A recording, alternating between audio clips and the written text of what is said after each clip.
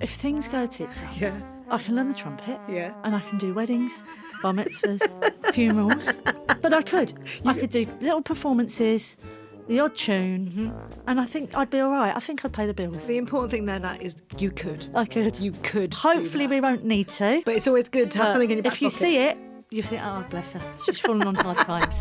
I am quite a strict parent on certain things. Yeah. And I won't take the bullshit. I'm not scared of my children. I'm a mother. Yeah. And my job is to bring them up. Yeah. They're not my best mates. It's lovely to be close to them, but I am your mum. After that DVD, I'd lost 4 stone in 3 months, and then they left.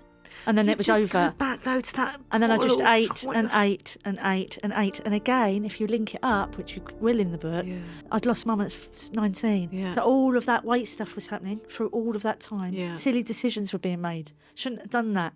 I love podcasting. Yeah. It's I really love it. good. I absolutely love it. Hello. Okay. Brilliant. You ready? Yeah. Hello and welcome to a brand new episode of Happy Mum, Happy Baby, the podcast.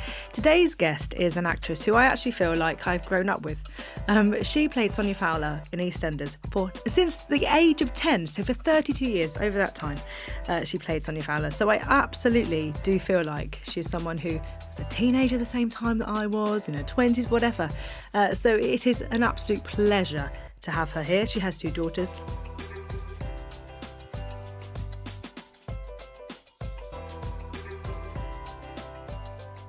It is Natalie Cassidy. Oh. Hello. Hello, how are you? I'm good. It must feel really weird that everyone does have this ease with you or this feeling of knowing you. Is it a nice thing? Is it a bit disarming? No, it's an honour. Yeah. And I really love it. And like you say, we're kind of similar ages. Yeah. And anyone I meet in their 40s, you know, they always say, I've grown up with you and I just feel like you're my mate. And I love that because it sort of straight away cuts out the crap. Yeah. It cuts out the getting to know you almost because it's sort of, I'm just very open book, I think. And Yeah. people feel like they know me. So I like that. There is an ease that comes with it, right? You kind of, you know, you can start asking them questions and they already feel at ease with you. Yeah, absolutely. And I think because I'm always very honest in whatever I do, people know that there's no rubbish there. Yeah. So people feel quite at ease straight away, I think, because I don't think I'm anything special just because I've been on the telly. Yeah. Yeah. And that's, oh, absolutely, the area in which you grew up with the people that you grew up with as well. Mm-hmm. Yeah. You know, I know that family is everything to you. Everything. And I love this. This is my whole life. And that's because you've now ventured into podcasts as well. Yes. We were just talking about Life with Nat. Yeah. And how it is you and your family. It is. You know, I always have the odd guest on. Yeah. And the listeners really go, oh, that was okay, but when's Tony on? And I just love that they love the family vibe. And I think especially with the relationship between myself and my nieces. Yeah, because it's really special. Because my brother's 60. Yeah. And they're like my sisters, but best mates as well. And it's, you know, a really special dynamic that we've got. I love hearing the chats that you have together because it's beyond, it's not just friends and it's not a mother-daughter. You know what I mean? Yeah. It's women just really chatting together. Absolutely. In a really open way. And also encouraging each other to kind of be open. Do you know what I mean? Yeah. And we do have, you know, because we love each other so dearly, we can really go for each other as well, you know, and we really wind each other up. Or, you know, I say to Marie, you're so grumpy, and we call her Eeyore. But, you know, it's all in jest because we love each other that much. Yeah. So we're not scared to sort of, you know, pick a little fight every now and again as well, which is quite funny. Talk to me about the new book because you've written, I'm going to say an autobiography. It is an autobiography. Yeah, it's about absolutely. your life. Yeah. Called Happy Days. But for me, I feel like it's an autobiography, but with a bit of a twist. I'm pleased you said that. Are you? Yeah, very much so. Because the thought of doing it, it's sort of been there for a few years, you know, and I was toying with it and I thought, what can I do to make it... And timing is everything. So maybe when you're coming at this part of your life where you've said goodbye to EastEnders, you know, for now. Yeah. So to kind of like honour those decades and kind of sit down and write now, that feels like a really nice time to stop and do it. It feels like... Someone described it to me the other day after they'd read the book. Yeah. They said it feels like a really lovely long goodbye to EastEnders. And I think it's true. Yeah. And that has not been done intentionally, but it's such a huge part of my life. Yeah. That it's just dotted through the book entirely, you know, just about me leaving and the great times and the women that I work with and the family that is there. You know, it's ingrained in me. You know, I think if you cut me open, I'd have the EastEnders sign running through my veins, you know. It's there. And I adore it and love it. But it was really time to go, is this all? Yeah. And I think turning 40... it's a cliche, but I think you do. I think you start thinking, okay, half my life, please God, is done. And am I going to just do the same thing again for the next 40 years? Please God. I have to say that because we're lucky to be here every day. Yeah. But yeah, I thought, no, let's step out, be brave. Yeah. And I think the book was the first sort of big thing for me. Deep breath and think, right, come on, don't be a baby. Let's get some thoughts down on paper. But the way that you've written it, first of all, it's done by the days of the week. Yes. So each day has sort of a section, I guess. Yeah. But it's also, you weave in anecdotes, you weave in stories about EastEnders, about family life, about your upbringing, but with history and knowledge. And that's what makes it so fascinating. Well, I love facts. Yeah. A bit of an autodidact. I love thinking, well, where did that come from? Or what was that? And etymology and all of those things. It's like Susie Dent is exactly. with me. That's it. I love Susie's books. You know, I love all of that. And I loved Claudia Winkleman's book, Quite. Yeah. And that was quite.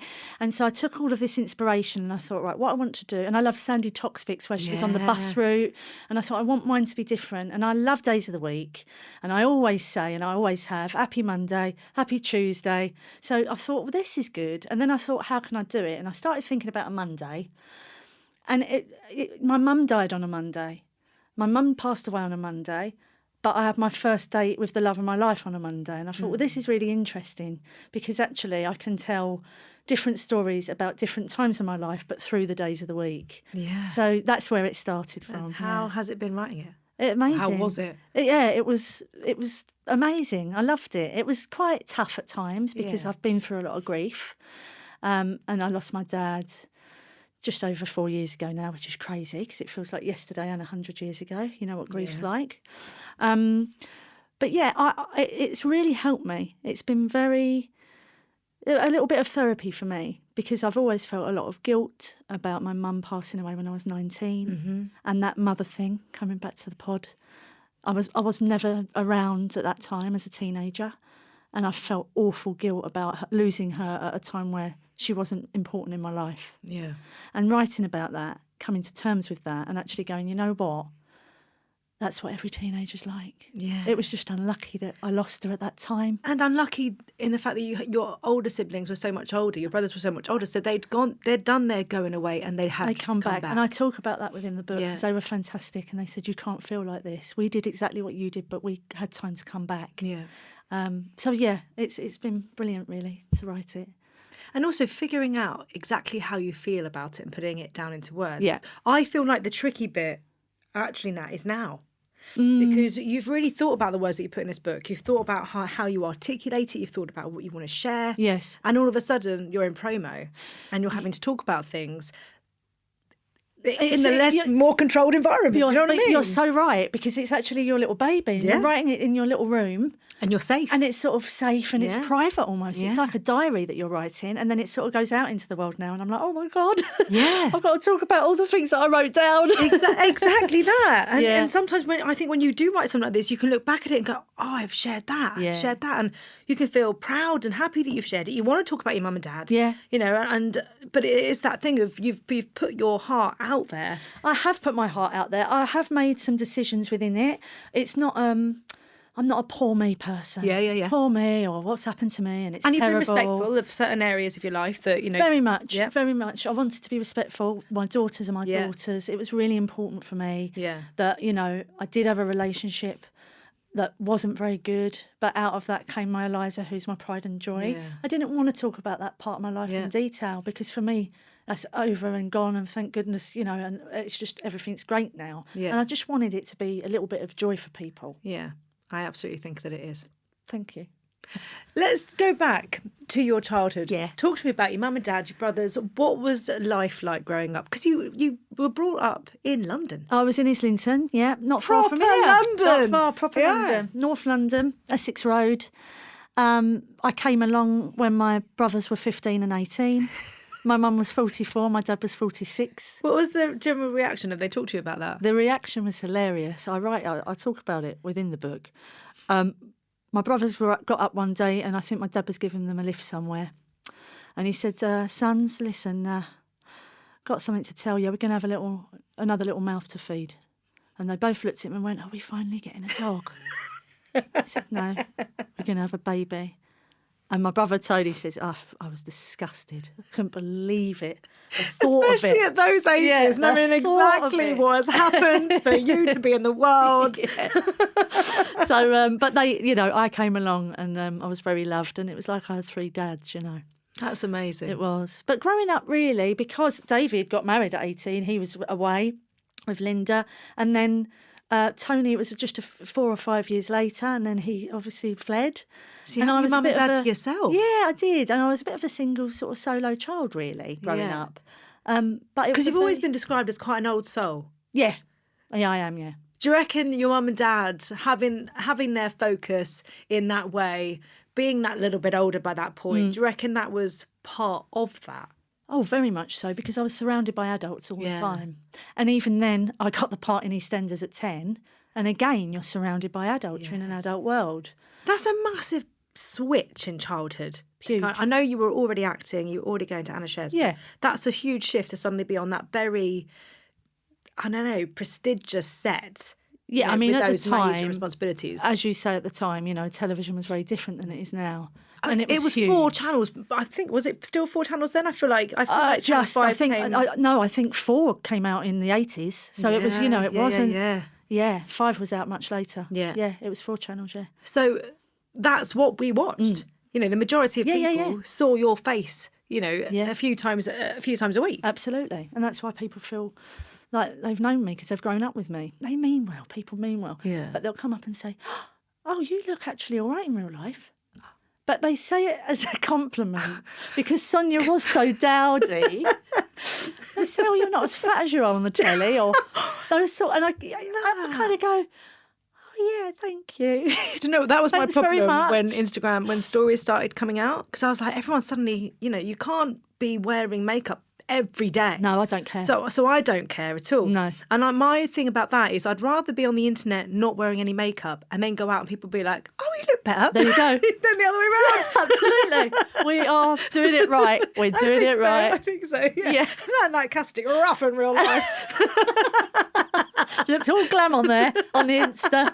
Yeah, don't bother with filters or anything like that. Just lower the expectations. I don't. I've never put a filter on. Never. No, I could not care less. No, I just no. think, and people really love it. They love us being real. I think so. They really do. It's a pocket. They wake up and they think, those people who are in the public eye are like us. Yeah, I think, I do find, I think we have quite a lot of similarities, actually. Yeah, I do. Yeah. So growing up, obviously you're super busy career-wise, but did you ever look to like what your own family life would be? And if you wanted to be a mum? Not really. No. I think the urge to be a mum came after losing my mum. Really? Yeah. Not that early, 19, Yeah. but kind of through those years, and 24, 25. And I talk about it honestly, like you say in the book, and I do open up to it, that I feel now when I can honestly look back and think, since Mum died, at that 19 point, up until around 30 when I met Mark, those years were turbulent. Yeah. And I was in a place where I was surrounded with people because I didn't want to be on my own. Mm-hmm. They weren't choices that they weren't great people. Yeah.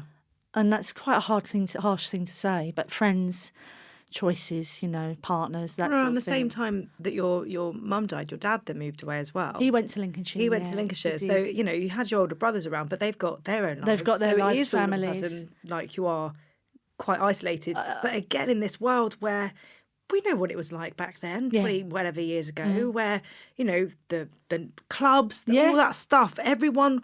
if you could get in somewhere, if you could get other people in somewhere, everyone's your best mate. That's right. But they're not really. No. And they're the people that you hang around with. And I just think that's why now, it's all gone full circle, and just that's why my family just mean everything to me.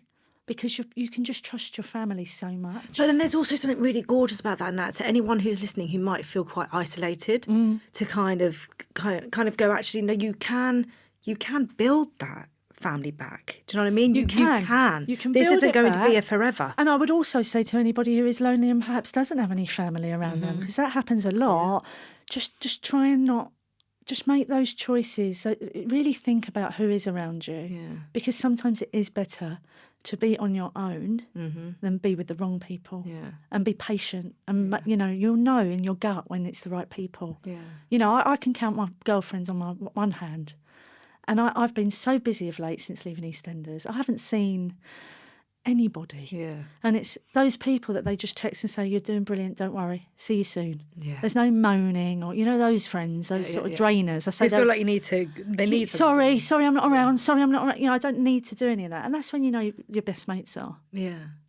I find, reading the book, I did find it fascinating that actually it's only looking back that you can realise how much your grief, how you didn't really deal with it at all. No. But at that time, at 19, you could absolutely say, I'm fine. Absolutely. Just got on with it. Yeah. Obviously, I was upset for a couple of weeks, what have you. Very shocked. Yeah. But yeah, I just got on with it. I was really busy at work as well. Yeah. Mum died on the Monday and I had a week off holiday. That's how selfless she was. It was the weirdest thing. So I didn't even take any time off from work. Yeah. I had that week, went straight back into work. And that was it. I was just really, really busy. Do you feel like work in some way helps you process those big things in life that it certainly made me process. My mum died in the May, and in the October we were filming Christmas, and Jamie Mitchell, back in the day, lovely jet rider, he decided to leave. Your first crush? Did you have his pillow? No, I had his poster. I didn't have his. Did you have a pillow? No, I didn't have a pillow, but I know people that had a Jack Ryder the pillow. Real thing. You didn't need yeah, no, to. I definitely didn't have a pillow. That would have been weird when he came round. Just got a pillow of you. But he decided to leave the show, which was, again, really devastating for me because we were really close. Like, we were proper soulmates, brother and sister, like really close. But the story that was told was Jamie died in hospital. I mean, it was Christmas Day. So in that October, after losing Mum, I was sort of doing these really heartfelt scenes around a hospital bed, sobbing. And I look back and think that was all real. That was real guttural grief. So when you started thinking about, actually, I'd quite like to be a mum. Yeah. Did you have to think ahead of how that would work career-wise? Did you worry about it? I didn't really think about it. Eliza just came along. It was spoken about and planned, but she just made everything better. How did you feel when you found out you were pregnant? Yeah, I was elated. It was brilliant, but it was a very difficult time. I was, again, quite isolated, if you like, and with the help of my family. Yeah, I was very, very fortunate to have a lot of support around me. Yeah, absolutely. And it took a lot, it took a few years, and then I was sort of free and, able to crack on, just me and Eliza. It's hard, isn't it? Because I know that we also don't want to delve into the things that are going on around that. But early motherhood, especially to your first, can feel isolating in itself. Very much so. But I was also putting on a bit of a show as well. Yeah, very and much you had a TV show at the time as well, didn't you? That must have been so hard to be filming that. It was giving you this. It was hell on earth. Yeah. It was, again, just decisions. You need money, you say yes to things, and suddenly you're in a situation where you're doing this programme and it's just like the worst relationship of your life. Yeah. Yeah, it was tough. But obviously you're also trying to put that front on because you want everyone to feel like Sonia Fowler's had a happy ending. Do you know what I mean? Even though it's your life. Absolutely. But you want the audience or the fans to feel like, don't worry, guys, I'm all right. Yeah. But everyone, again, sticks by you. Yeah. And even people who watched that show said it didn't really sit right. So people just know you, it's interesting. I feel like now that people are looking back at those types of shows, if people started re-looking at that now, how they would dissect it. Absolutely. So let's focus on you and Eliza. Yeah. What was your pregnancy like? I had a lovely pregnancy. Did you? I was very large. I lived on chicken, mayonnaise and lettuce baguettes. Nice. That's all I fancied. I like with that. lashes of butter, ready salted crisps, loads of carbs, all white bread and toast. And and I ate loads. I felt a bit sick at the beginning, I remember. But then it was really good, really straightforward, up until the point she wouldn't come out. Oh, really? No, she would not come out. Went into hospital, started sort of to have pains and things, pessaries, drips, Nothing would get her out. I was in hospital in Welling for about 3 days in agony, and they'd come in, I'd go, surely, and they'd go, you're 2 centimetres dilated. I was like, I can't be, I'm in so much pain. How had you felt about the birth before that point? I did hypnobirthing. I was really wanting kind of the whole lovely room with the water pool and all of that. I think it was, again, I just sort of, because there was so much going on outside of that, it didn't matter as long as she got there, So I ended up having an emergency C-section. So out the sunroof she came, absolutely perfect. And that was it. I just had this bundle of joy. Did you feel like you could let go of the fact that you'd done hypnobirthing and that it had gone a different way? Do you feel like you could let go of it? Again, interestingly, it's a repeating pattern with my little brain. I don't think I dealt with it. So when I had Joni, it was a plan C. I said, I'm not going through that again. I had Joni, and breastfeeding was a big thing for me. Oh, really? Because with Eliza, I did it for a little while, but there was so much going on, a lot of stress. It didn't work for long. I gave her a bit, but not. Again, didn't deal with it. With Joni, I was desperate to breastfeed for quite a long time. You hear that so often, though, with mums trying to almost correct the wrongs. And it's like, well, those things aren't wrongs. They're just what happened. It's what happened. But I was so desperate, and she kept losing weight, and the midwife came around. I said, but I'm pumping.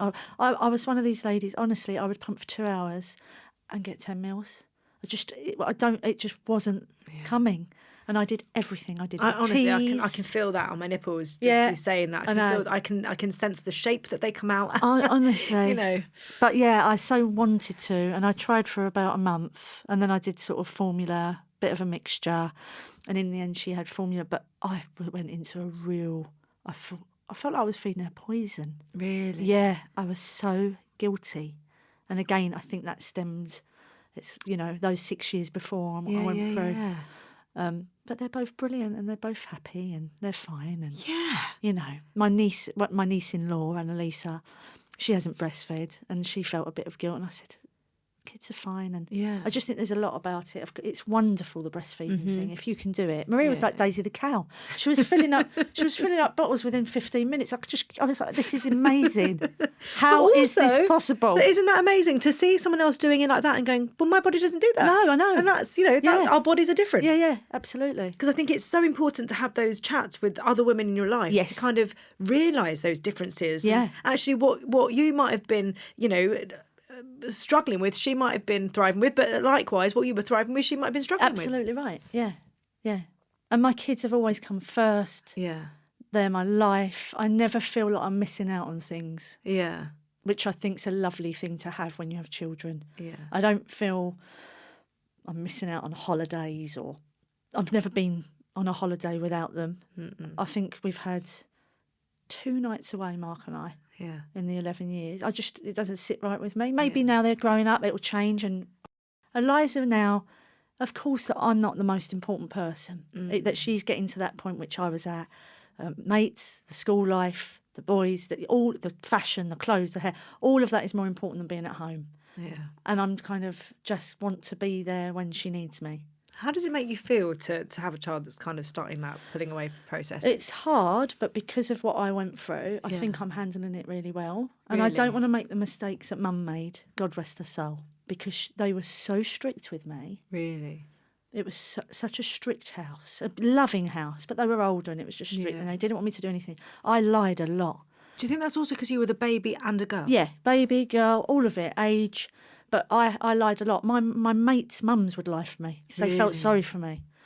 And I don't want that with Eliza. Yeah. And we talk and she talks to me and I've set boundaries. But yes, I'm starting to allow her to maybe get on the train. And it's petrifying. It's all petrifying. Yeah. But I want to be different. I want her to trust me and I want her to be able to talk to me. I think it's important. But also, because of the job that you were doing when you were her age, you had so much responsibility and independence anyway. Yes. And so it's very hard to kind of figure out how can you give that to Eliza, but not in that work environment. Yeah, that's true. But I think the other thing that I don't think about, which is brilliant that you've just said that, and that is honestly something I've never thought about.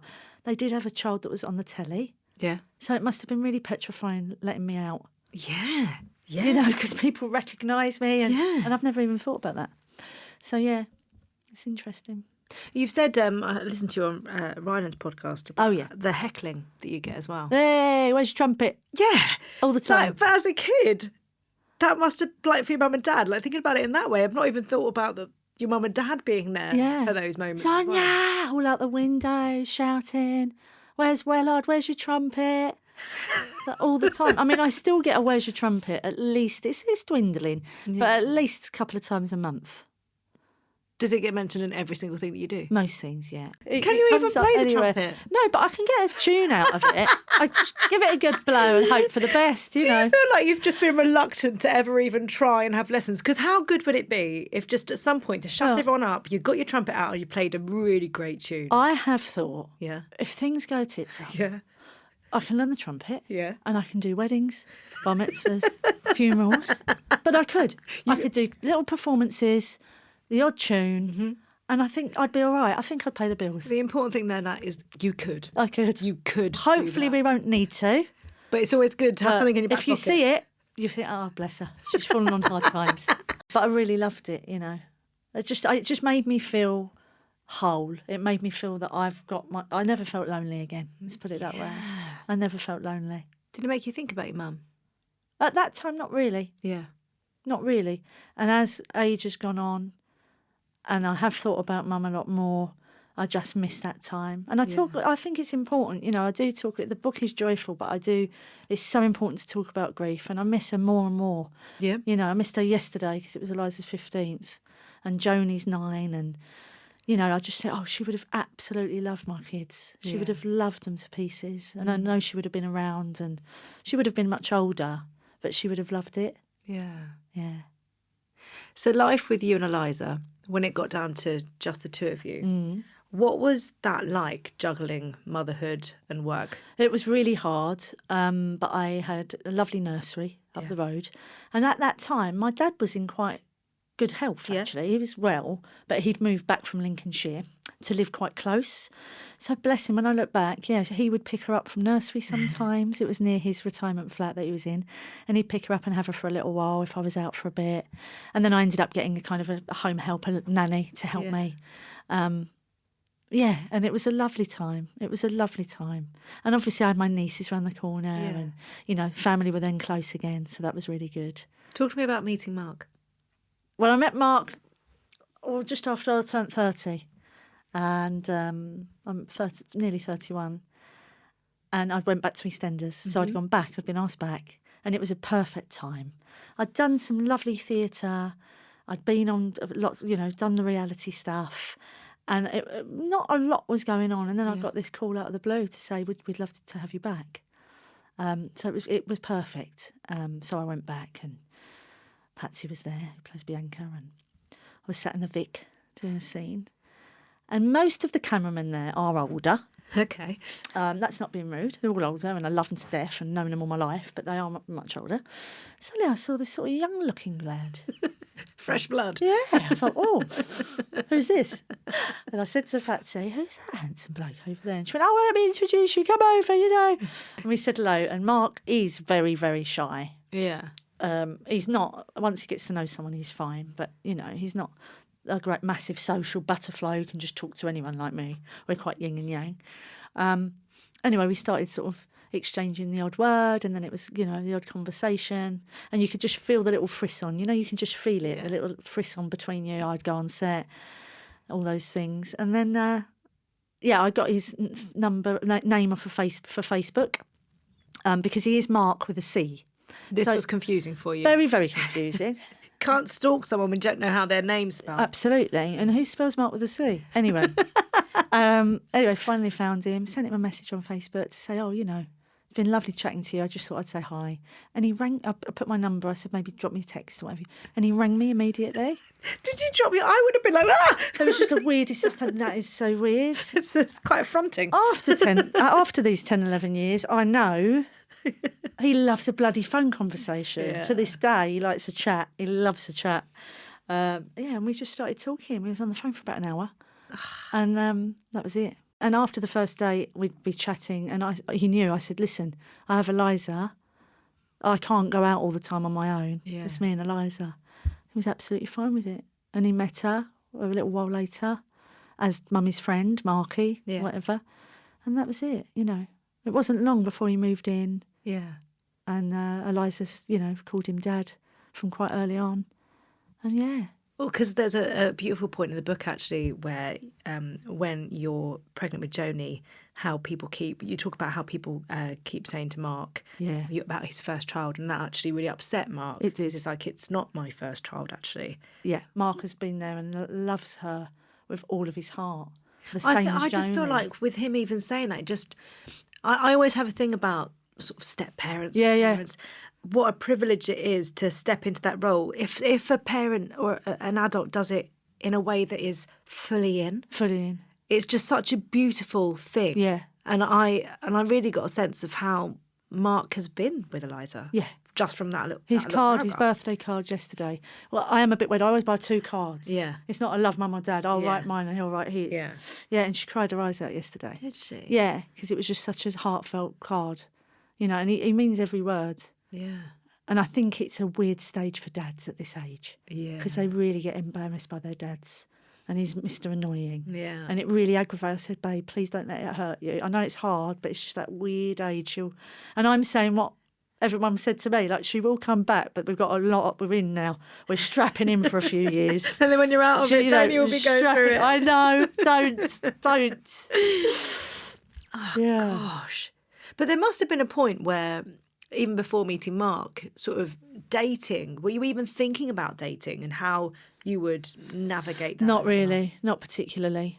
No, again, it just happened very organically, and it was work, and I just like someone who gets this job and who's not fazed by what we do because it's a job, and I just thought, this is really perfect. Yeah. And some people say don't go out with someone who's in the industry, but for me it was completely the opposite. And also a different field of the industry. It is, so yeah. in some Behind ways... the camera, it's very different, the production side of it and all of that. But I remember at work, we had it as a little secret at work for quite a while, again, which was quite exciting. Yeah. And I reckon we went, it was probably kind of 10 weeks or something, and we kept it secret. And I called a meeting with his boss. When I look back, they must have thought, what on earth is she talking about? I said, I'd like to see this one, that one, that one. Do you mind? Can I have 5 minutes? And I just said, right, I want you to know, because it's not the etiquette at work. You shouldn't be dating people. And it wouldn't be me that got into trouble. It would be behind the scenes. Right. So I said, I just want you to know, date him up. It's lovely. It's serious. I don't want it to be frowned upon. I don't want his job to suffer or work to suffer. Yeah. And I kind of made this sort of speech to the most, the important people. They were like, okay, fine, all right. But yeah, looking back, I thought they probably couldn't give a shit, actually. Well, I wonder though, because I wonder if now that would have, like, HR might have had to have, got involved and kind of made sure. I don't know. I don't know either. But yeah, I just sort of wanted to put sign, seal, and deliver it and say I don't want it talked to. I don't want. It's not gossip. It's not. We're together. Legit, this is thing. it, and that's what we're doing. So that's it. Talk to me about getting pregnant with Joni. Joni was born in August 2016. Mm-hmm. I remember talking to Mark about it, and I remember laying in bed with him having a cuddle, and saying, "Goodness me, when we have a baby, a mix of me and you, she's going to be an absolute character." And I look at him now when she's doing something. I say, "Do you remember that? She's such a character." I don't know. I know she's feral. She's feral. She's excitable. She doesn't stop talking. Yeah. She's emotional. She writes poems that come out of the blue. She plays the piano.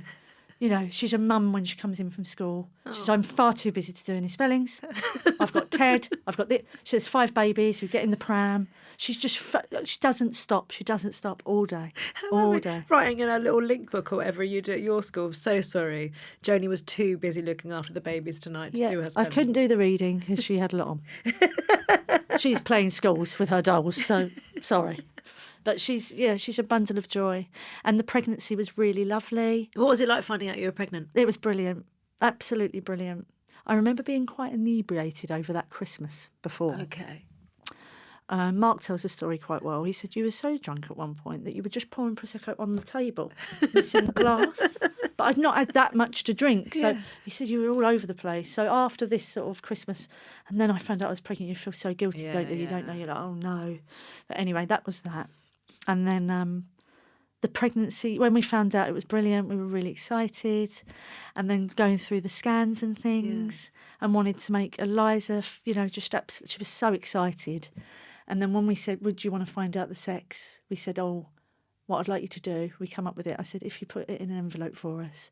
And Eliza told us, which was just so lovely. Lovely. It was really lovely. Yeah, so she was going to be a big sister. And how did she react when you told her? she was really pleased, really, really pleased. Well, she was 6, Yeah. so she was into the dollies, and, Yeah. So, yeah, she was really pleased about it. Going through pregnancy this time around, did it maybe being in a home that felt very different to the last? It was. Did it really highlight what you'd been through previously? Yeah, it did, yeah. Just because it was simple Yeah. and normal and fun and everything was just easy. Yeah. So, yeah, it did highlight it. It did. And then even the birth, because I saw this consultant who was with me the last time round, and he said, absolutely, have a plan, Yeah. the cervix is somewhere way back, don't worry, all of that sort of stuff. So even having a date in the diary and being able to just pack and get ready. And Eliza was really excited. And I remember taking Eliza to a party the day before. Yeah. And having some pictures with her thinking, this is our last day on our own. It's a really big It thing. was really big. that. And Mark was at work. He was filming Corrie in Manchester the day before. Had to travel back. Couldn't he have stayed on EastEnders? No, I know. Come on, Mark. I know. And so he wasn't around. And I went to this party with her and thinking, God, after tomorrow, it's not going to be me and you anymore. It's on that our thing of own. knowing that you have changed their life for forever. Yeah. That's the thing that gets me. Yeah, you're right. But in a good way. Fingers crossed. But then In a good it's just way. that thing. It is in a good way, but just that recognising that shift for them in terms of Everything. responsibilities and Just not having you to themselves. It's that Yeah. sharing of time, Yeah. I mean, I've only got 2 Yeah. and I still struggle. And there's a 6-year gap, so they do very different things. But I like to have, whether it's right or wrong, probably because of what Eliza and I have been through, I'm always a bit like, Jodie's fine. Yeah. And I'll be like, we need a day on our own. Let's go and have a day together. Yeah. And again, because she's the first, I think, she just deserves that. Also, because of the age gap, I've heard you talking about how bedtimes, whereas I'll get everyone up at the same time and, Yeah. then I will focus on the youngest and work my way through. So Yeah, Buzz is yeah. still going to bed half an hour later. Yes. But, by the time you do by the it. time I get to him, he's fanning around doing all sorts. So what before I time are get to him. you're We in all bed? go up about 7:30. Yeah. And then in an ideal world, Max would be asleep by 8, then 15:15, 30:30. Yeah. Basically, we've got About an sometimes hour. it's 9 o'clock, but now we started senior school. We're so knackered. Yes. I'm yeah, just yeah, like, go to sleep. Yeah, please. yeah. I cannot handle this. Yeah. You need to sleep. But what you have, which I think is brilliant, is the fact that there is such an age gap that Joni doesn't even question the fact that she goes up at her She time. has never- Eliza, Thank goodness. I don't know what I've done, but I think just because it's always been that way, it's that routine. Yeah. There has never been I want to stay up with my sister ever. Yeah. She will go to bed. When she goes to bed, has her bath, usually about 8 now. Yeah. Yeah. It's And hard, her isn't phone is down by the bread bin. Again, Yeah. it's not argued. That comes down 9 o'clock. It has over the birthday stuff probably. It has, How crept up have to you 10. navigated that? Because obviously, I think it's something that we've all been worried about for a while. Yeah. Like we've all been aware.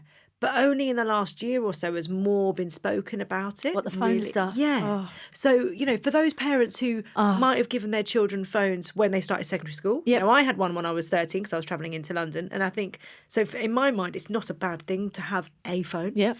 But for the parents whose kids are 15, who might have, in those years where we weren't told anything, gone down a certain route. And Absolutely. gone, well, now what do we do? I know. It's an experiment, isn't it? Yeah. I always say the same thing and I bang on and bang on and bang on. And I say, listen, she got a phone in year 8. And that was purely down to an assembly, actually, where they were talking about phone safety. And they said, put your hand up if you've got a phone. And Eliza was the only one who didn't so it put huge pressure on her. Yeah. So that's when I gave in. I didn't want to give in at all. No. But it was about her friends, her peer, everyone around her having a go at her, chastising her for not having one. And I wish I would have held out. Really? Yeah, I still wish I would have held out. She has social media now. It's all private. Instagram is on my phone. I can check her account. It's linked to mine all the time. You don't check it all the time. No. I don't check I'm too busy doing my own. But it's you just know, that knowledge, It's isn't the it? knowledge and it's there. I would say to anybody really, I read an article Yeah. years ago and it was all about everybody from Silicon Valley Right. and their children, don't have no any- phones, yeah. forest schools, no television. So they give us the tech. They give us the tech and they know what it does, so their kids don't get it. And that has always stuck with me. Yeah. And I think it's huge for people. And I think now with schools bringing out emails about being phone free will really help parents. I wish we had that when our kids were, when my child, I wish I had that when Eliza was 10, 11. But it's really hard, isn't it? Because I feel like it's now so much homework. Homework comes on and devices. No, so there is a device, and then sometimes it needs an app that's on your phone. You're so you're so- just like, what? that is so Are we trying to true. tell kids not to be on their phones, but now you're giving them homework on their phones? It's so true. Teams and stuff. Eliza Yeah. checks her homework in the car, looks at her timetable. You know, she's on her phone now a lot for school. Yeah. And obviously she has her laptop, but, you know, we don't get our laptops out all the time. No. I do it. I buy presents on my phone. Yeah, I'm yeah, booking yeah. holidays on my phone. I'm doing it all. Yeah. So, you know, that is the way of the world now. And it's Yeah. difficult. For me, the YouTube, the 30-second videos, The shorts. the yeah, shorts, my children never watch YouTube. Right. Ever. Again, I don't know how I did that. Eliza was 3 and she got into Japanese sweet making, watching it. I've talked about it in the book. It's Yeah. hilarious. There was a weird thing. Don't know. She had my phone one day. Who knows? And it was making sweets out of, sort of expandable rubbish, sugar and marshmallow, but making burgers, chips, weird. It was so weird. But she got obsessed with it. And that was the last time, and that was it. I didn't It's allow really her interesting, to isn't do it? it. When you suddenly see something going, what What is are this? you watching? Yeah.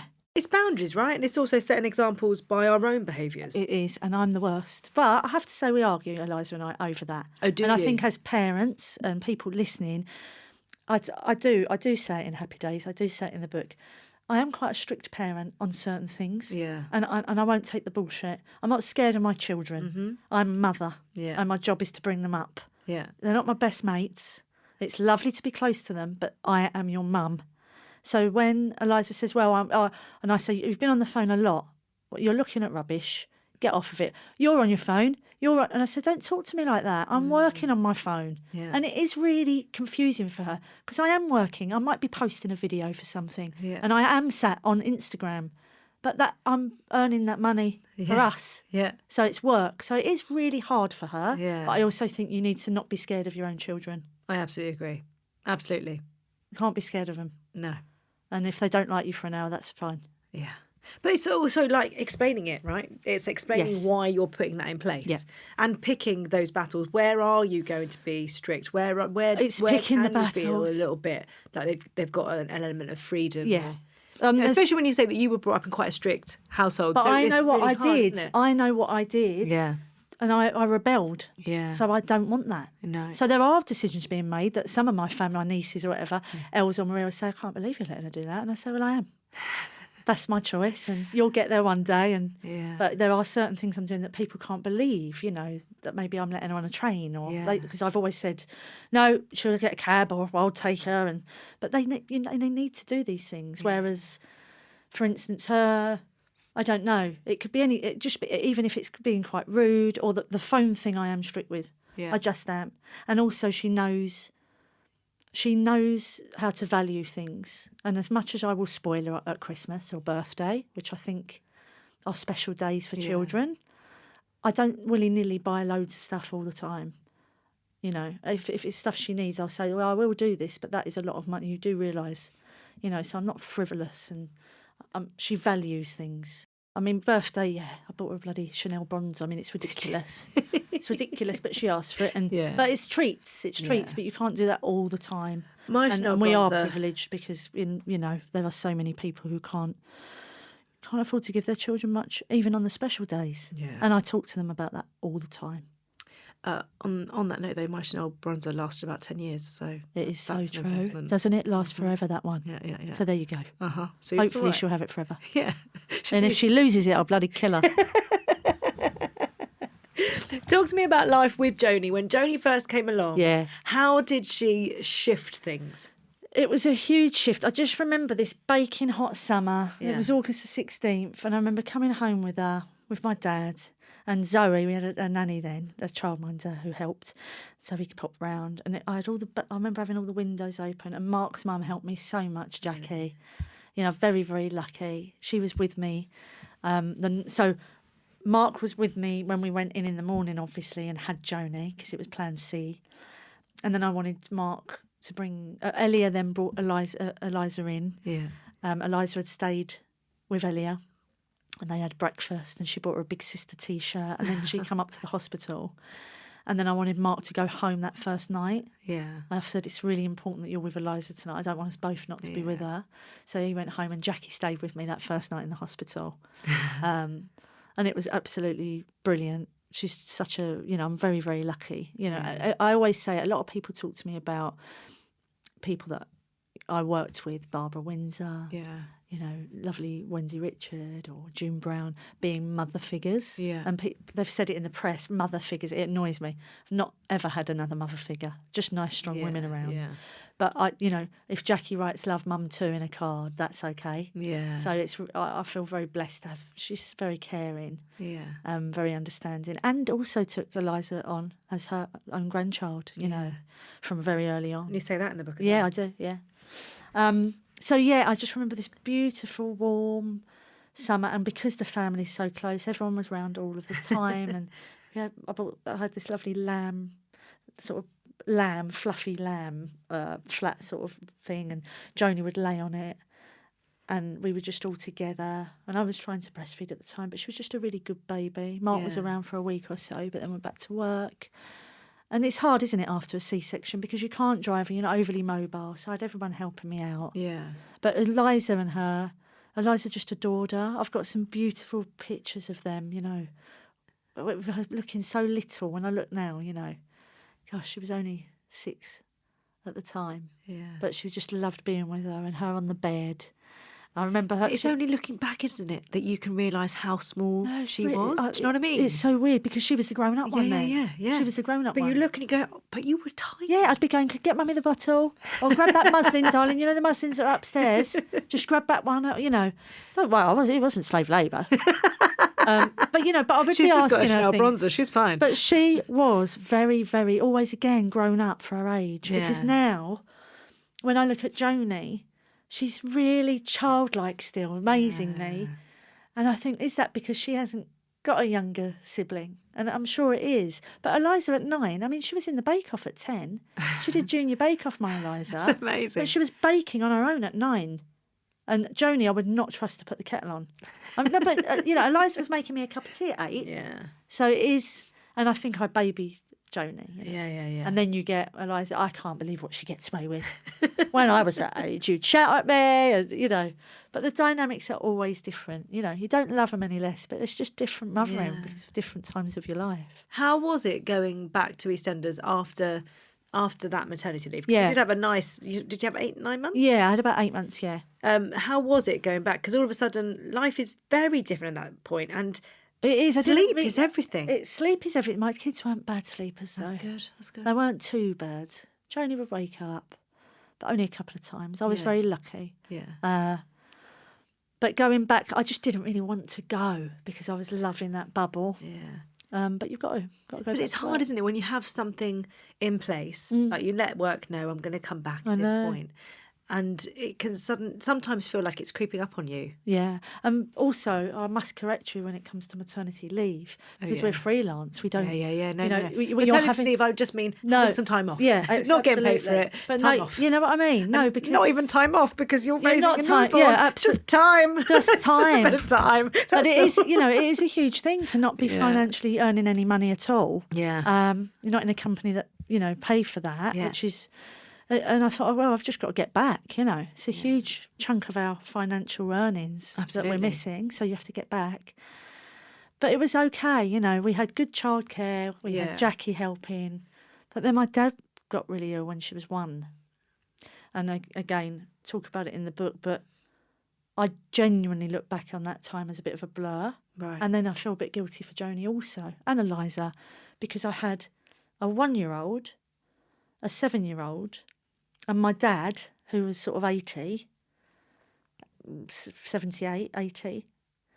And I was up and down at the hospital and I had to look after him. Yeah. I did everything I could to look after him and get him home and get him well, because the NHS, bless its soul, is so overrun. You know, if you sort of leave people there, they don't come out. Yeah. So I was, again, this sort of year and a half, 2 years, it was just incredibly fraught. And I was at work, and I was full-time working, having Dad, hospitals, going up with food, seeing the children. And, you just look at a time in your life and think, I don't know how I did it. Yeah. I don't know how it worked. I don't know how I was a mum or a daughter, and certainly not a wife to Mark. I was just out and about. And again, with Mark, I'll never forget those times. It's like you said about how precious he was with Eliza, how precious he was with my dad. It just makes me love him. Every time I think about something, there's more love. Yeah. Because he could have gone, your dad's not moving in with us. He's not, I don't want that, Yeah. But everything was just accepted. There was never an argument about it or, oh, really? It's like, of course that's what you do. And suddenly I had Dad with us until, up until he died, he was with us. Isn't it crazy, though, things like that? What happened with Eliza's dad, and then your dad moving in, your dad getting sick, those things that we carry guilt about that are actually out of our control. Correct, yeah. Like, every day is full of mum guilt. Yeah. Every day. Oh, yeah, all the time. And sometimes it's because we've dropped balls. I forgot it was non-uniform day today. I did cry on the way in. But sometimes it's life happens. Yeah. It's a bad relationship. It's someone really getting poorly. That's out of your control. But we still somehow carry this guilt because everything's not perfect for our kids. And we simply can't make it perfect. No, you just can't do it. You can't do it. You can do the best you can. Yeah. And so looking back, I think I've done the best I could. I feel very proud of that. How do you navigate mum guilt? I don't feel it too much because I think I do a bloody lot. I do. I think I do like a this, lot. but yes, it's I important. do a lot. And especially, I think, making the choice of leaving EastEnders, a lot of that was for the children. Yeah. Because it's brilliant there, but it is all-consuming. Yeah. You can't plan anything. You'd miss your sports days. You'd be told, no, I'm afraid you can't go to that assembly. Yeah. And I say it in the book. It's not like an office where I can phone Sue and say, could you do that meeting for me? Could you take over? No one can be Sonia apart from me. Well, they could. They could recast her tomorrow. Sorry, I didn't mean that, Mr. Producer. No, she can Don't be. get any ideas, She Mr. can, Producer. she can be recast. But at that time, if I'm ill and no one can do it. Yeah. You can't have the odd hour off. It's a machine. It's such a machine that's going every week that you have to be on call at all times. And I thought, no, I've got to plan a bit more. Did it feel like the right time? Absolutely the right time. And stepping away and now looking, even booking a concert. I know that sounds ridiculous. We've just booked, me and Eliza have booked Olivia Dean for May. Amazing. Next year. I can just put not working that day in May. It sounds silly, but it was so structured and you could not get those days. Concerts, theatre trips, a night up seeing a friend, a birthday. You missed out a lot. Yeah. You missed out on a lot, And you can only have that, I'm going to say, sacrifice for so long. Yeah, I think so. But financially, it was wonderful. And emotion, it is my family home. And like I say, if you cut me open, there's EastEnders for it, and I love it. Yeah. I would never say never to going back. Yeah. Which is interesting because so we're listening to you on Ryan's podcast. You're talking about how, the next time you leave, that's it. You want it to be final. It is true. You don't just want to go to Manchester. No, it is true. And I did have a feeling. Yeah. I really did. The last Christmas. Do you feel that was just an inkling of actually it's time for a bit of a change, not for a finish? I did. When I was there, I said, I don't think I'm going to be back here this time. Really? I did feel that. I'm not going to be here looking at the Christmas tree in Albert Square anymore. This is really take this in because I'm not doing this again. Yeah. And that's how I felt. But they didn't kill me off. Yeah. Which is privilege as well. So lovely that she went off on a boat with her sister and her trumpet and all of that. It's just camp and fun and brilliant. But I just feel I'm not sure if that'll ever happen again. I can breathe. I can plan. And I'm really loving all the stuff I'm doing. Yeah. I'm loving it. I mean, I'm learning a course at the moment. I'm doing this health and social care thing for the BBC documentary, but I've gone back to college, G. I've gone back in a classroom. Yeah. And I'm doing a level 3 MVQ in health and social care. I've actually done one assignment, and I've got an assignment to do all about multidisciplinary teams in the workplace, and it's proper work that I've never done. Yeah. I just went to work, and suddenly I'm sat by a laptop with proper books, nursing books, and I'm looking. How are you finding it? Oh, I love it, but it's just a lot. Yeah. Because this assignment's got to be, it's due in 10 days, and I've got a lot of book stuff going on. So I need to pull my and I finger don't out. think the lecturer or the tutor, whatever they're called, No, really be like, I'm sorry, you were on promo for a book talk. No, it needs to be in. Yeah. And I've got Eliza, as you can imagine, not started that assignment yet. I'm like, shut up. You have a go at me about leaving things to the last minute and my homework. I'm like, okay. But also, it's a great example of, if you want to do these things, just do it. Yeah. You've got to lean into the things you actually enjoy, because otherwise it is going to be too late. And I love the girls to watch me do different things. Yeah. And I like them to, I'm sure you feel the same, but we're working mums and they're watching us succeed, but we work really hard and it is a struggle. Yeah. But hopefully they'll grow up, as independent beings who want to work hard because they've seen their parents work hard. And I just love that. And at some point, I think it will click in what we've been doing all this time. Probably when they're about 22. Okay. I'll call you when they're 22. No, they're not there. I was taking the kids on to Disney for work. Yeah. The host of the Disney podcast. And to tell them, I sat them down and I was like, so guys, what does mummy do for work? Because I thought they were going to say, you talk on the podcast, you work for Disney. Yeah. And I'm like, sit with Emma and eat cake. I'm like, no, that's not what I do for work. Is that what they think Emma does as well? Two of the busiest ladies that I know. Two of the busiest. I love that. Just sitting and eating muffins all day. I mean, I spoke to Emma this morning. I'd quite like us both to just sit down and eat cake. You know what I mean? That. But no, that's so. First of all, I was quite injured, and then I was like, so we're going to Disney. I love that. That is classic. About how brilliant, though. Now, one thing I want to talk to you about is you were really open, and you talk about it in the book, about the scrutiny on your body and how you looked. Yes. And when you're in your 20s, you leaned into that slightly. I did. Slightly. Quite a lot. Quite a lot. With the DVD. Yeah. Which it was just a thing that was happening at the time, Yes. right? But obviously, after that, I know that in years to come, you do find yourself in a place where you are completely comfortable with your body. Well, you're not doing... I am, but I think it damaged me doing that. Well, I still look in the mirror and go, oh, it could be this, could be that. But I think that is just us today. I could have 4 hours with you. I just think it's what we're seeing all the time as women and men. But as women, I think it's a scary world when you think about what we look like all the time. how did that experience, though, affect your pregnancies? That's a really good question.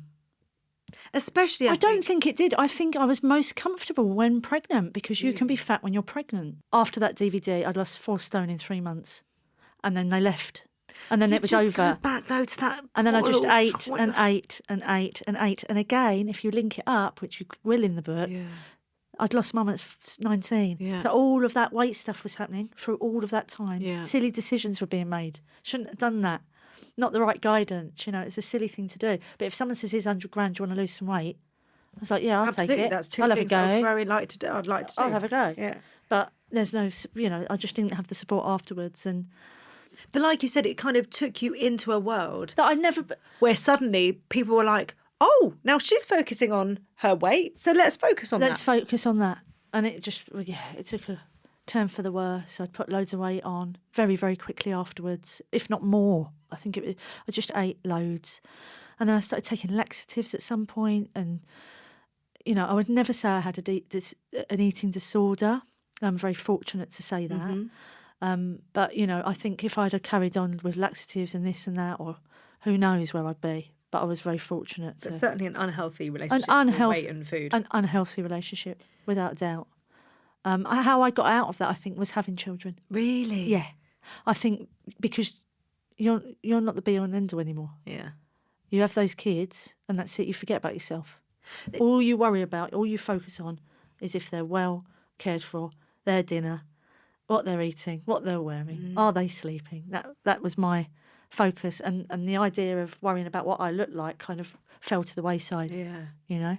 I've always wondered whether there's also something to do with age. So obviously when you have a family, you're that little bit older, Yeah. and then that it also gives you a different perspective of actually my body is it can grow a human. That's right. I don't care what shape it is. It's a miracle. Look at and what it has done. We are amazing. But now you're seeing women in their 30s, 40s, Yeah. all ages. Suddenly it feels like it's kind of creeping in that everyone needs to be stick thin again. Well, I have to say, I've had a little chat on my podcast about it. Have you? And just the Monjaro thing. Yeah. And it is a worry to me because I think there was a lot of body positivity. There was a stage of real body positivity and not a lot of weight chat. No. I feel Just like the everyone weight chat sort of accepting went. of- yeah. Well, just people were talking about. Where humans were moving through life. I think there's been a big focus on the losing the weight now, which is a worry, isn't it? Especially when you've got daughters, you know. Yeah. It is. It's a worry. I don't like it. Eliza's great though. She shows me who she follows. Yeah. And they're all really like great people, positive body. So I'm hoping her, you know, that algorithm, Yeah. what she follows. And But that's scary, isn't it? It It's is. all about your course it algorithm. is. It's all about where you find yourself looking. Yep, absolutely. Yeah, I find the whole thing quite scary. And as someone whose weight is it goes up and down throughout the year. If I'm on tour, it will go down. I think we're quite similar with that. Yeah. We've never been stick thin Yeah. humans, you know, but supermodel like people. Do you know, please, I'm not being rude, but Don't worry. do you know what? No, but do you know what I No, mean? yeah, We're not yeah. 6 foot and you just, you know, like a clothes hanger and just Yeah, put yeah. the clothes on. They look great, and I think that's why people really like us. But yeah, it's that thing. I think it's also knowing that your body changes and that's all right. It is all right. You know, depending on the time of the month. If I'm on tour, I'll lose weight. Yeah. Simply, though, because of feeling anxious about going on stage and not being able to eat. That's why I'm skinnier at the first 3 months of the year. Right, Isn't right, that? yeah. But then once that stops, once I start pooing less, yeah. I start putting on weight. It's a simple fact. So Yeah. the summer, I'll be a bit curvier. Yeah. You know. And Well, I went abroad. We went to Crete this year, which was lovely. Usually go to Cornwall, but Yeah. I thought let's have some guaranteed taste the sun. sunshine, yes. And yeah, we ate and those, you know, like spinach and feta pies. Yeah. I'm so sorry, but I am not eating those. Yes. I'm not doing it. I Life am is not going to too sit and eat short. watermelon when there is a spinach spanakopita pie. And I said it on my pod, and now someone said there's a fantastic Greek shop in St Albans. I said, don't tell me. I don't want to know because I'll be up there, and I can't do that on a normal basis. It's all right for 10 days. I won't fit out the door. It's moderation, right? Everything, for me, it's the 80-20 rule. Yeah. But I do. I love food. I love cooking food. I love eating. I love restaurants. I think for me, going to a really fancy restaurant, you know, some people have a weekend break. I'll sort of do that and, Yeah. and the tasting menu thing. And I just love that food and good wine. And, you know, Yeah. it is what it is. But at the same time, I am aware that I haven't done exercise for ages and I just feel a bit wobbly. Yeah. You know, kind of, I need to start Also, walking this time more of year and- where you're going from your summer wardrobe to your winter I wardrobe, know. there's nothing more shocking. I had to do a shoot the other day, right? And they said, bring some of your trousers, bring Oh, I some of your love- jeans. I love this. Just My as jeans didn't fit spares. me. Oh, so I tried. It was the worst half hour of my life, right? I got some. I know. To go to every pair of jeans and go, wrestle my way in and then go, not a chance. Like, I don't need this right now. I promise you, I did the same. Did you? I put my jeans on the other day and I was like, what is going on? Someone shrunk my jeans? No, Exactly, I do that's- the washing.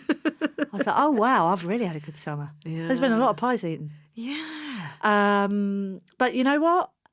Going to the shop and buying the size up isn't a big deal either. So I've done that. But what I think at the moment with all the jab chat, Yes. not jab, Jab although chat. jab chat Yeah. is probably accurate, is the fact that it's waiting for people to get influenced enough. You know what I mean? To just lean on you on a bad day, lean on you in a day where those jeans don't fit. I know. You know, and I do find it quite worrying. Well, have you thought I could have a bit of that? Only because I've had people going and doing it in a way where it's almost discussed in a way that they're trying Like to having a coffee? encourage you to do it. Yeah. I'm like, I don't want to do that. No. I'm not interested No. I'm seriously. Well, I've never gone through any injectable route. Yeah. I've not done No, Botox before no. or lip filler. I just haven't. So to inject something else, I'm scared of it. It feels so bizarre to go from a "this is me" to a "let's change myself," and for what? For what? Don't really know. I don't think anyone will like me more if I'm skinny. No, definitely not. I don't think anyone will love me more. I don't think I'll be happier. I think it would do the opposite. I think a lot of people would be turned off if we were both wandering around like coat hangers. But you see that though. You see that when people like us suddenly change their weight.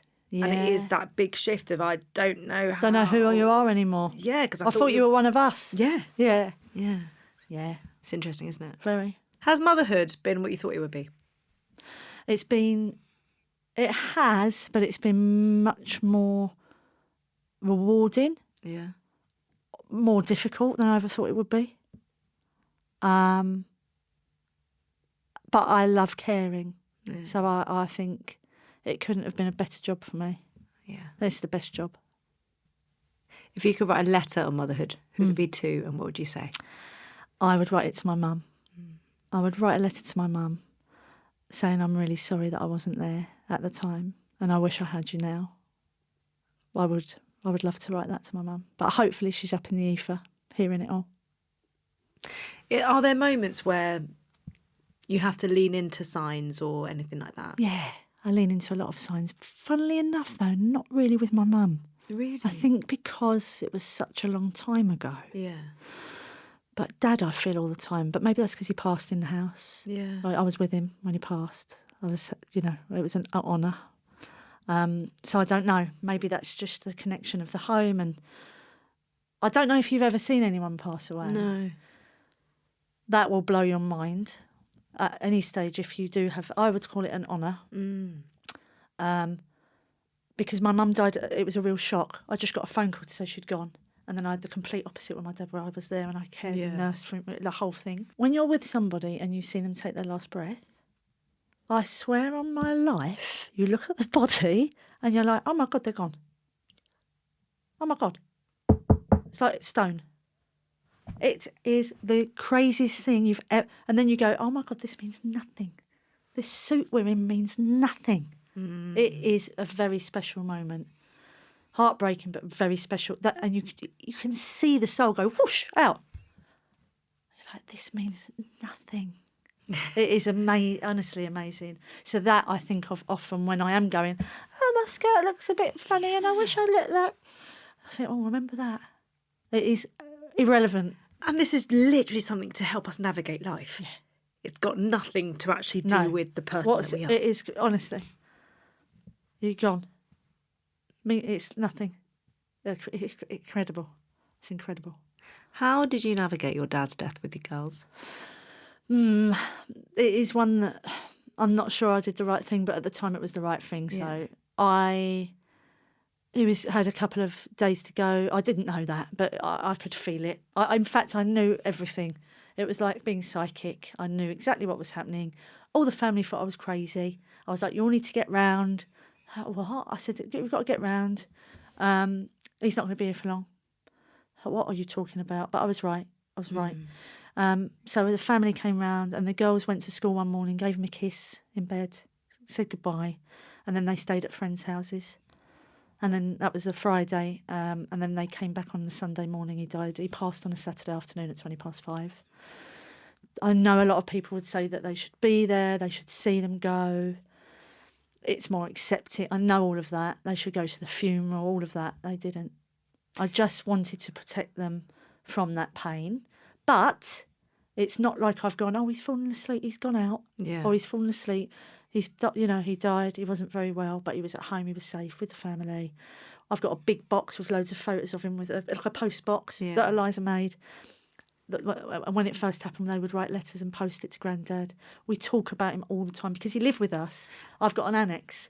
So now I'll go, can you go and get the tea towel from Grandad's? So I'm using Grandad's. We say Grandad's all the time. Yeah. I don't know. Again, everyone does what they want to do. But also the thing about not doing it right or people say you should, you know your girls. Do you know what I mean? You Yeah. know this environment. You know, you're navigating this thing that you don't quite know. No. And there is a sense of having to protect them or think about how is best for them. I just know how sensitive, and they just absolutely adored him because he lived there. Yeah. And I just don't think it would have been the right thing for them to be in that environment at that time. But also because he lived there, they absolutely knew what had happened. Oh, yeah, of They course. didn't need to see it to know it. No, I didn't, no. And like you say, it's an honour to be at someone's death. Yeah. I'm 40 and I've never been at someone's death. Yeah. So we don't know how that would affect a child. No, and I remember going to see my mum at 19 in the funeral parlour, and I wish I'd never done it. Really? For me. Scary for me. Didn't like it. Hated it, actually. She was in like a white robe. It was all very ghostly. It wasn't warm. It wasn't horrible. And she was freezing, and I just hated it. Yeah. And that's my lasting vision. So that annoys me. So maybe it all stems from that, you know. Maybe it all stems from that. Oh, it's got all very... Sorry. I want to be switched off. I want to have a laugh. Get my accordion out. A violin out. An accordion is a trumpet, Sonia. Sonia, come on. Nat, go back to the letter. So you're going to write to your mum. Yeah. What are you going to say? Just thank you for everything you did for me. You were a wonderful mum. She was a proud housewife and mother, and that was her occupation. That was her job. Yeah. That was her life. And I would say she brought me up wonderfully. Thank you for everything you did. My love of cooking comes from you. I think my bad language comes from you. She was a personality. And just to say, everything you did for me was wonderful. And also, I am sorry. I'm sorry that it was all those turbulent years before. Yeah. I wish you would have been around. I imagine there's no doubt that she was proud of you, of what you were doing career-wise at that point. Yeah. But I think, Nat, that she would have been so proud of the woman that you've become and the woman that you've become. I think we would have been really close. Yeah. And a lot of people now say, God, you're like your mum. You're getting more and more like her as you get older, which I really like. I love that. Nat, we end the podcast with you completing 3 sentences. The first one is being a mum means... Everything. Since having children, I... Drink more wine. And I'm happy when... Everybody is happy in the house. Nat, thank you so much. It's been brilliant. I've loved it. I knew I would. And after my hiccup this morning of the non-school uniform forgetfulness, I knowing it was you made me feel so much better. Oh, that's good because, listen, we all forget things. Thank you. Thank you so much. I love this podcast. I think you're amazing. I think you're amazing. Thank you. Thank you.